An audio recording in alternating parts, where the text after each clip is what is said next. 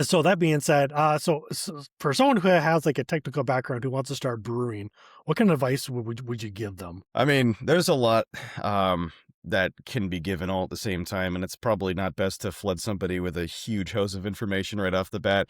Um, but when it comes down to it, I guess the best thing that I can offer somebody who's starting out, a couple different things are going to come to mind for me. So first of all, keeping it simple at the beginning is very important.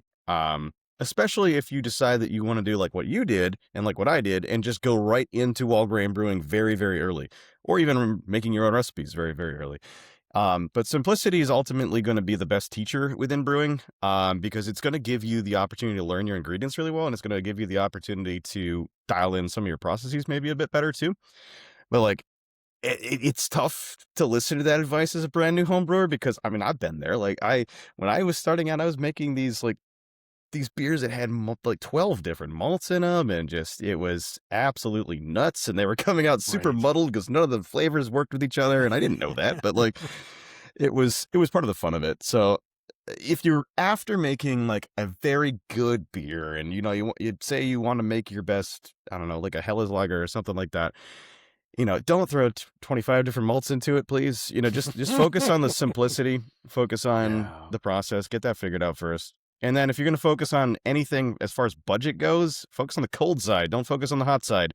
Don't go down that rabbit hole of having to buy multi-$1,000 electric brewing systems. Those are all well and good. Don't get me wrong. There's a place for those. Mhm. But if you're going to spend money, spend it on the fermentation and the packaging, because your beer is going to, you can make the best wort in the world and throw some yeast at that. And if you oxidize it because you left the top off the fermenter or checked on it too many times, it's ruined. Like, it's not going to be the same thing. But you can make some like subpar wort and take care of that in the fermentation. Like, honestly, it could be a pretty good beer at the end of the process. So that's the other Yeah. thing. And then the last piece would be don't give up too early, because I think that's a common theme with home brewing is people kind of get into it and they realize it's a lot of work, and then they make a beer and it's not good or it's not what they expected. Like, you're not going to brew a absolutely killer beer the first time you do it and then continue on from there. You're going to brew like two or three, maybe more, not so great beers. And then you just got to be able to stick with it a little bit more and learn some things as you go along in the process. And I promise it will get better.